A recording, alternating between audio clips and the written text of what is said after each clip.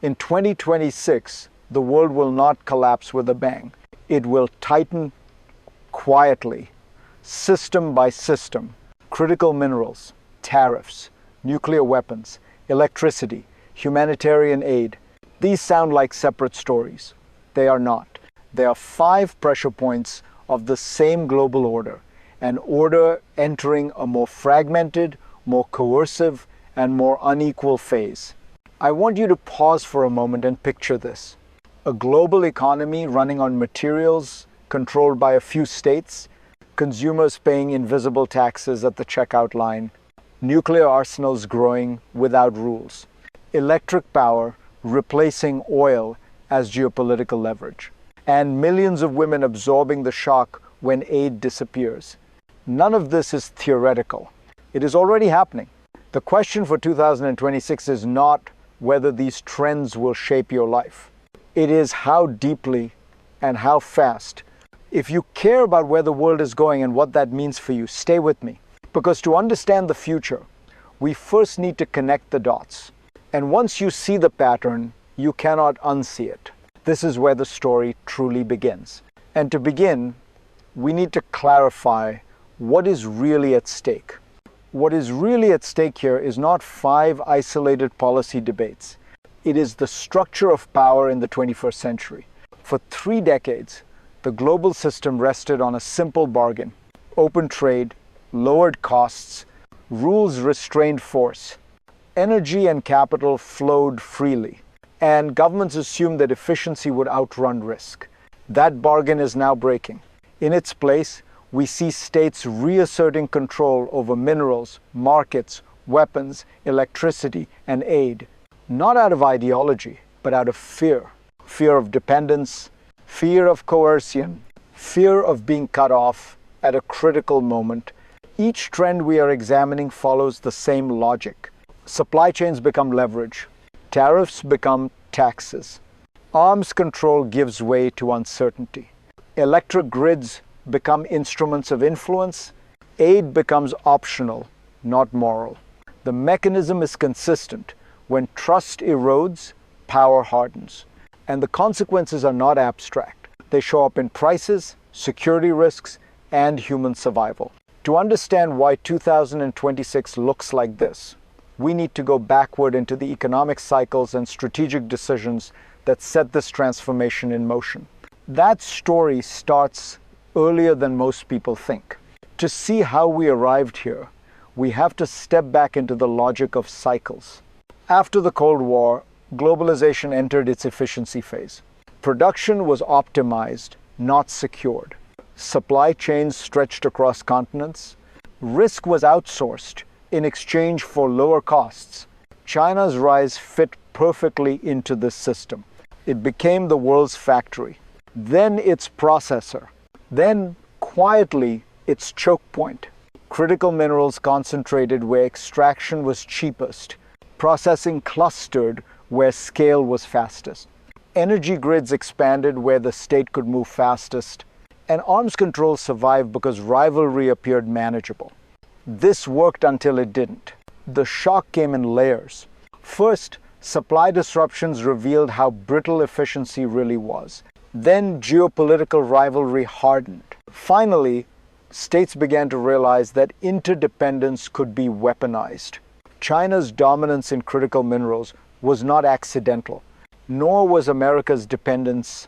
Tariffs were not designed as temporary tools, but as structural pressure. Arms control eroded as trust collapsed.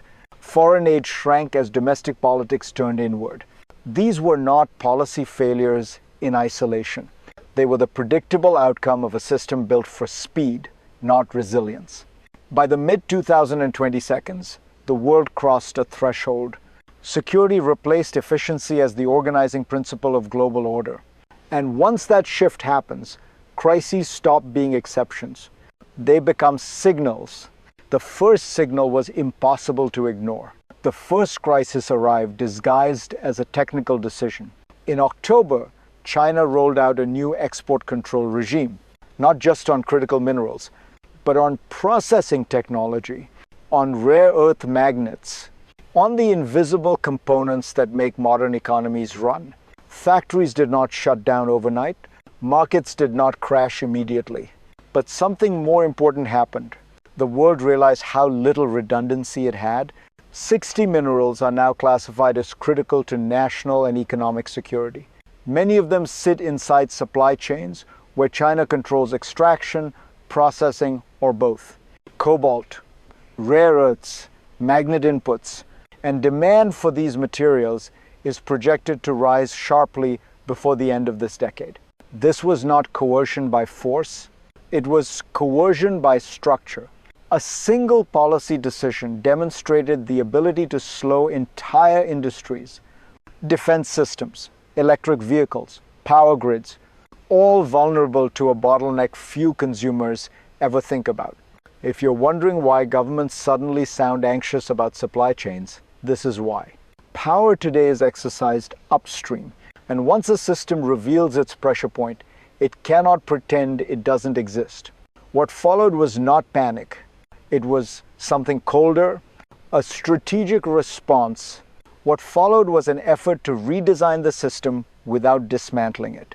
The United States did not try to outproduce China overnight. Instead, it changed the rules around risk. Executive orders multiplied. Agencies once peripheral to industrial policy moved to the center. Loans, guarantees, equity stakes, price floors, long-term purchase agreements. Tools once associated with wartime economies quietly returned. This was not about free markets versus state control. It was about resilience versus exposure. At the same time, Washington pushed outward bilateral deals, multilateral frameworks, joint financing, shared standards, strategic stockpiles. The goal was diversification but under political coordination. Here's the hidden mechanism most people miss. These policies do not eliminate dependence. They reallocate it. Supply chains become slower, more expensive, more political, and that changes behavior. Companies plan for geopolitics, not just demand. Governments accept higher costs as insurance premiums. Consumers pay without ever seeing the invoice. This is the new normal of economic security. Not autarky, not globalization as we knew it, but managed interdependence under rivalry. And once states accept higher costs in the name of security, the pressure has to go somewhere. That pressure didn't stay in boardrooms or ministries. It surfaced in the economy you live in, and it surfaced fast. The second crisis didn't arrive with a speech or a decree. It arrived at the checkout counter. Tariffs were introduced as leverage. They became reality as prices. At first, the burden was hidden. Importers absorbed the cost. Inventories cushioned the shock. Many believed the tariffs were temporary negotiating tools, not permanent walls. But systems adapt.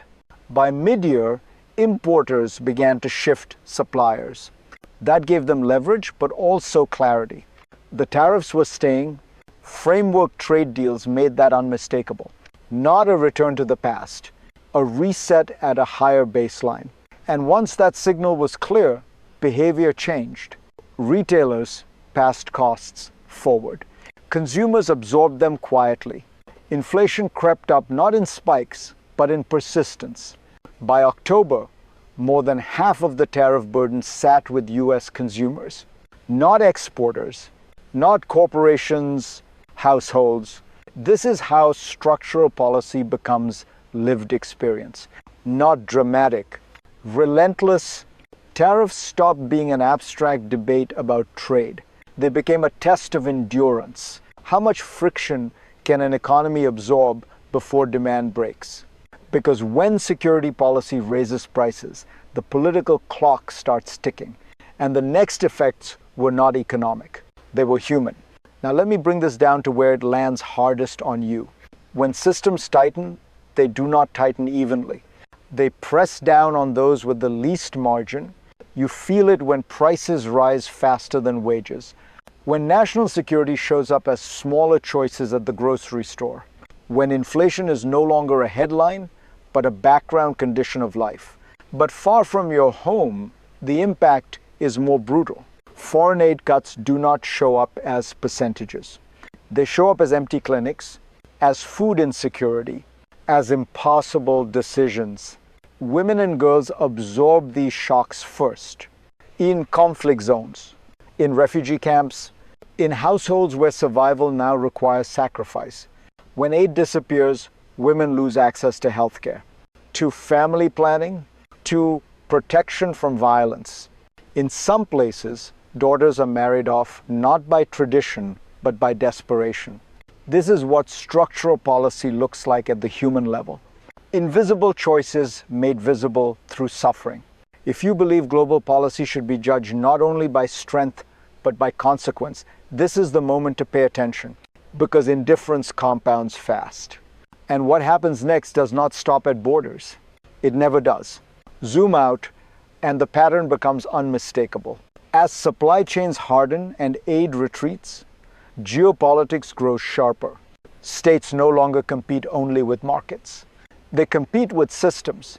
Nowhere is this clearer than in nuclear security and energy. In 2026, the last binding limit on US and Russian nuclear arsenals expires. No ceilings, no inspections, no enforced transparency. Together, these two countries already hold nearly all the world's nuclear weapons. Remove the rules and incentives shift. Stockpiles become deployments. Deterrence becomes signaling. And signaling invites miscalculation. At the same time, power is being rewired, literally. China's surge in electrification is not just a climate story. It is a geopolitical one. Electric vehicles, batteries, solar panels, energy exported not as fuel, but as infrastructure. For many countries, dependence on an electrostate feels safer than dependence on a petrostate. Disruptions affect the future, not tomorrow morning. That distinction matters. It reshapes alliances. It changes who sets standards. And it quietly redraws influence across the global south. What emerges is not a single new order, but overlapping ones. Unstable, competitive, and harder to manage, which raises the most difficult question of all. Looking ahead, the future does not arrive as a single outcome. It arrives as paths shaped by choices already in motion. The first path is the managed future. States coordinate just enough. Supply chains diversify without collapsing. Tariffs stabilize. Arms control is partially replaced by informal restraint. Electric power spreads without becoming a new form of domination. This world is tense but functional. The second path is the fragmented future. Costs keep rising, rules keep thinning, tariffs harden into walls. Nuclear arsenals grow quietly. Energy systems split into blocks. Aid continues to shrink. The system holds, but only through friction and inequality. The third path is the disruptive future. A miscalculation, a supply shock, a nuclear accident, or a humanitarian collapse too large to ignore. In this world, interdependence turns from risk into liability, and the backlash is severe. None of these paths are inevitable, but all are plausible. Here is the uncomfortable truth. The future is not decided by grand speeches.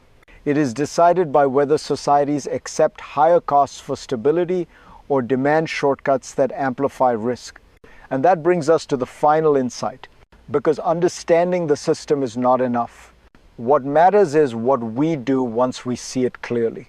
If there is one insight to take with you into 2026, it is this. The world is not becoming chaotic. It is becoming selectively rigid. States are choosing where to be open and where to be ruthless. Efficiency is being traded for control. Morality is being weighed against domestic pressure, and power is increasingly exercised through systems you rarely see. This is not the end of globalization. It is its mutation. For you, that means higher costs, quieter risks, and fewer safety nets. For governments, it means harder trade-offs and thinner margins for error. And for the world, It means a future that rewards foresight and punishes denial. The danger is not that these trends exist.